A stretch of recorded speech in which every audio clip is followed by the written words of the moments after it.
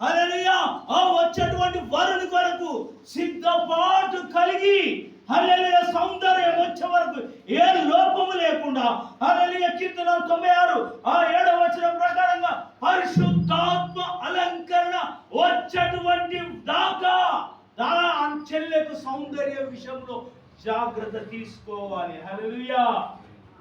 అన్నలు లేకపోతే వివాహ కాలం ఎప్పుడొచ్చింది?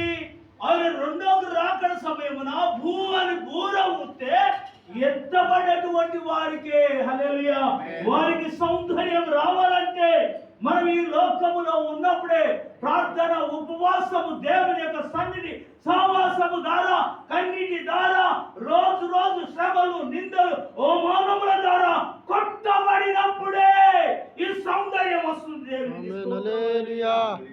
చక్కబడపోతే కష్టపడకపోతే సౌందర్యం రాదు. దేవునికి స్తోత్రం. ఎంతెంత ఉపవాసం ఉండాలి, ఎంతెంత నలుగుతుండాలి, ఎన్ని కన్నీరు విడవాలా. దేని గురించి? చెల్లె గురించి. దేవుని స్తోత్రం.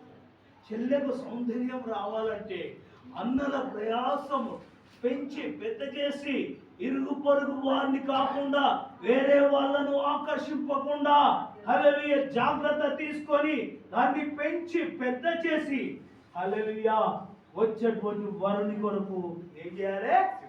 సిద్ధపరిచి అంటబట్టాలి.